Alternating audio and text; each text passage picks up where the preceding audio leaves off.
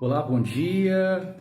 Terça-feira, mais uma terça-feira de estudos, conhecendo a filosofia espírita através dessa série que iniciamos no começo do ano, na tentativa de promover o máximo possível essa doutrina através da interpretação do Livro dos Espíritos. Nós estamos na parte primeira, as causas primárias, no capítulo 2, conhecendo os elementos gerais do universo, espírito e matéria, um tema super importante, e vamos iniciar a questão 27 no dia de hoje. Vamos lá, a questão é a seguinte: há então dois elementos gerais do universo, a matéria e o espírito? A resposta sim, e acima de tudo Deus, o Criador, o Pai de todas as coisas. Deus, espírito e matéria constituem o princípio de tudo o que existe, a Trindade universal. Mas ao elemento material se tem que juntar o fluido universal, que desempenha o papel de intermediário entre espírito e a matéria propriamente dita, pois demais grosseira para que o espírito possa exercer ação sobre ela. Embora, de certo ponto de vista, seja lícito classificá-lo como o elemento material, ele se distingue dentre por todas as propriedades especiais. Se o fluido universal fosse positivamente matéria, razão não haveria para que também o espírito não o fosse. Está colocado entre o espírito e a matéria, é fluido como a matéria e suscetível pelas suas inumeráveis combinações, com esta e sob a ação do espírito, de produzir a infinita variedade das coisas de que apenas conheceis uma parte mínima.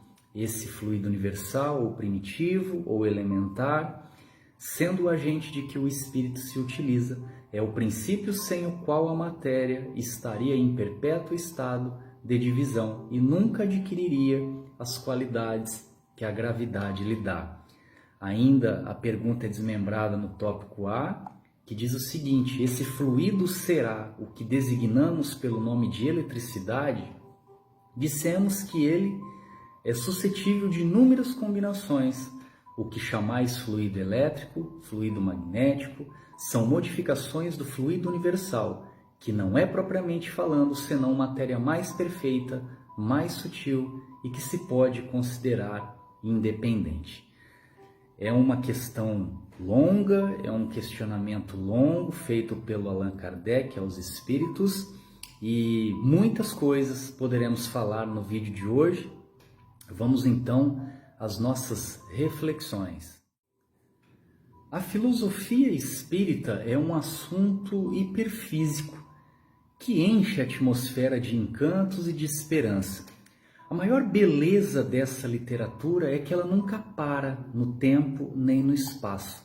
Ela está sempre voltada ao progresso, que estimula e dá uma feição divina a todas as revelações. Há duas forças distintas, consubstanciadas no mesmo princípio, em um comando central, com personalidade independente, como comando único de todas as coisas, matéria, espírito e Deus. Todavia, entre uns e outros, necessário se faz a existência de fluidos imponderáveis, cada vez mais puros, de conformidade com a pureza da forma ou da inteligência. Nós não podemos confundir essas divisões altamente distintas uma das outras, pelo seu modo de ser, pelas vibrações correspondentes ao estado em que se encontram na posição de servos do Senhor. Matéria é matéria, espírito é espírito e Deus é Deus.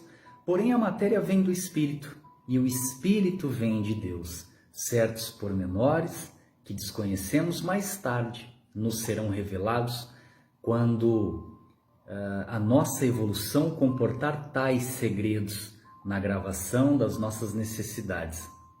Por enquanto, devemos nos conformar com o que já nos foi dito, nos que foi dado, através de inúmeras revelações e dados preciosos por diversas vias que a inteligência suprema achou conveniente até então. Quando o discípulo está pronto, o mestre do saber aparece, muitas vezes de forma surpreendente. O homem inteligente deste fim de século está, digamos que, compreendendo a existência do fluido sutil na natureza, apresentando muitas escalas vibratórias, sentindo a comunicação deste fluido em todas as direções da nossa vida. Ele é comandado pelo espírito, mas com alta ressonância da matéria. Ele é o intermediário entre um e outro, para que nada fique separado do comando central, que é Deus. Este fluido universal dimana então do Criador na sua pureza virginal, e ao sair das sutilezas peculiares de sua fonte, começa a se transformar, obedecendo às regras e formando ambientes sem que a nossa inteligência possa determinar os seus caminhos, por serem indescritíveis até a matéria bruta, de formas variadas. Essas sendas, então, percorridas pelo hábito divino do Pai Celestial à matéria e desta a Ele, nas inenarráveis corridas de transformações das essências, não se encontram ao nosso dispor para que possam ser reveladas prontamente. É bom e justo que esperemos que elas surgirão na ordem que o mundo espiritual achar mais acertado. Se a natureza física, então, não dá saltos, a espiritual se movimenta constantemente, com maior harmonia do que se pensa. Deus é a síntese de todas as harmonias nas modificações da matéria, para que ela se expresse em natureza diferente, sendo, no fundo, o mesmo elemento primitivo existente na mão divina. O divino laboratório dos movimentos e o milagre aparecem pela vontade do comando maior. O homem de ciência deve e pode estudar essas combinações. No entanto, quanto mais se sabe na faixa evolutiva em que se encontra, mais sabe que ainda não aprendeu o suficiente. Vive no mundo das teorias, nos conceitos mutativos, por não ter encontrado ainda a verdade. A mediunidade operante com Jesus Cristo poderá ser um fulcro, talvez de mutações dos fluidos e magnetismo de variadas ordens, que aos homens chegarão de todas as direções para corrigir os desequilíbrios de variadas características. A mente humana, adestrada então em corrigir, e voltada ao Divino Mestre, que exercita todos os dias as virtudes anunciadas por Jesus e por ele vividas, fica capacitada para fazer do éter físico o magnetismo puro, que propriamente restabelece todas as coisas e harmoniza todos os corpos, doando ainda a todos os seres uma cota de energia, donde nasce a maior esperança para todos os sofredores. A esperança de viver e confiar na vida e em Deus. E essas transmutações nascem na fonte de um estado d'alma divino, que se chama amor.